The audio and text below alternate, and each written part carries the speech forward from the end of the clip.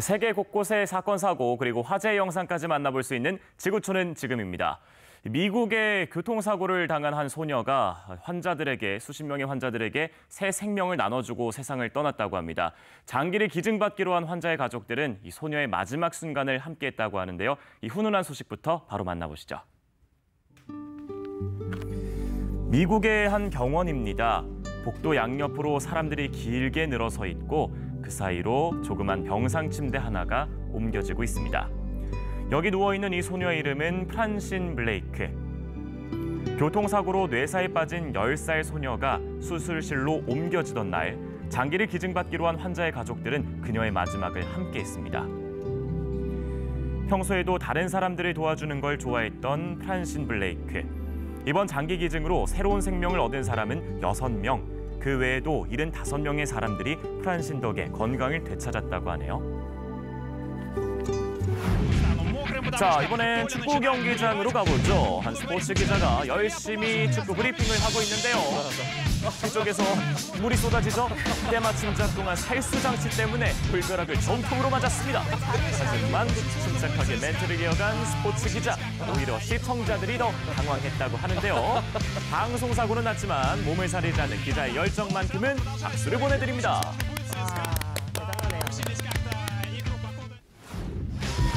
지금까지 이런 수중전은 없었다. 이것은 축구인가 예능인가? 영국의 한 마을에서 강물 축구 대회가 열렸습니다. 물보라를 헤치고 달려가는 선수들 공을 올려주고 득점! 골이 득점에 성공합니다. 상체 쪽으로 공을 올려서 물에 빠뜨리지 않는 것이 전략적으로 중요하다고 하는데요. 맑은 날씨 덕분에 좋은 자리를 차지하기 위한 관중들의 자리쟁탈전도 치열했다고 하네요. 육즙에 옥수수 가루를 섞어 만든 그레이비 소스 75,000리터가 웅덩이를 이뤘습니다. 뭐 하려는 걸까요? 그 속에서 엎어치고 매치고 온몸에 소스를 뒤덮은 사람들. 그레이비 소스 레슬링 대회 현장입니다.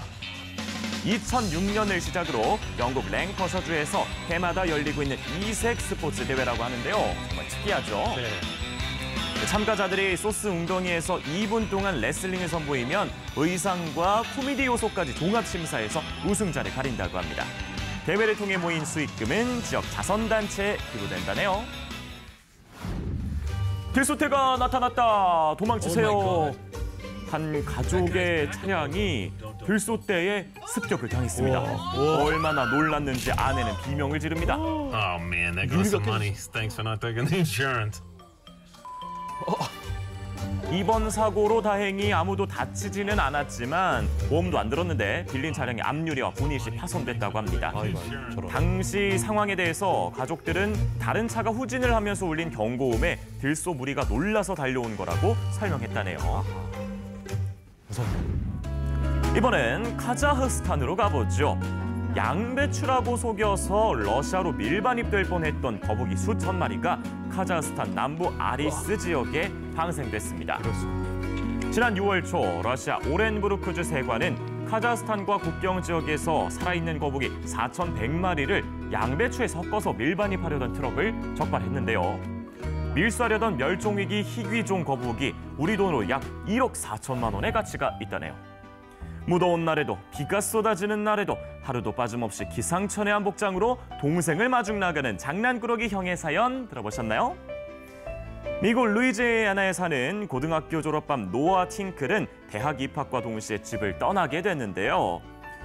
집을 떠나기 전 12살 남동생 맥스에게 특별한 추억을 선물하기 위해서 매일매일 새로운 의상을 입고 동생이 하교하는 버스 정류장으로 마중을 나간다고 합니다. 네. 소방관부터 나무늘보까지 형의 변신은 상상 그 이상. 동생은 당황스러우면서도 웃음을 멈추지 않았는데요. 이런 형제의 사연은 형 노아가 자신의 모습을 촬영해 SNS에 올리면서 큰 화제가 됐다고 합니다. 감동이네요. 사이가 너무 좋죠? 멀리?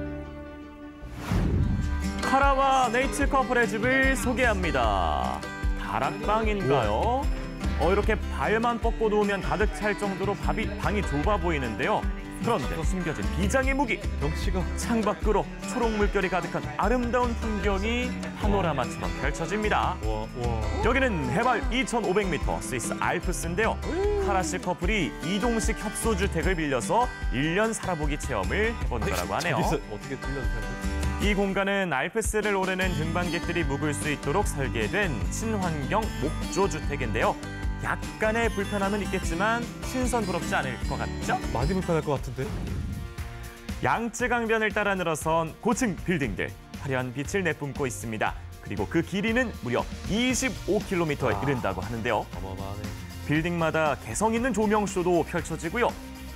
이 쇼는 지역적 색채와 어우러져서 지역 시민들뿐만 아니라 관광객들에게도 인기 만점이라고 합니다. 네. 중국 상하이시의 한 골목, 가족과 반려견 2마리가 함께 산책을 나온 모습이 보이시죠? 네. 그런데 그때 어디선가 개 1마리가 나타나더니 가족의 흰 개를 맹공격합니다. 반려견 보호에 나선 주인까지 심지어 다치기까지 했는데요. 왜? 이번엔 부인과 함께 걷던 반려견을 또 다른 개가 공격합니다. 打了7针，那天头一天，我们家老公打了5针，女儿打了2针。 어머나. 경찰은 개들이 사람을 다치게 했기 때문에 양견 관리 조례에 따라서 개들의 등록증을 취소하고 회수할 계획이라고 합니다. 네. 또 견주에게는 미필적 고의 상해죄가 적용될 예정이라고 하는데요. 그렇구나. 견주는 자신이 술을 마셔서 반려견을 돌보지 못했다며 핑계를 대고 있다네요. 아이고. 조심하셨어요. 벨기에 남부 아트마을에서 거인들의 행렬이 펼쳐지는 뒤카스 디 아트 축제가 열렸습니다.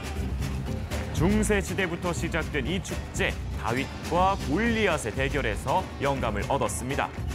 다양한 참가자들이 거대한 새나 범선을 타고 등장하죠.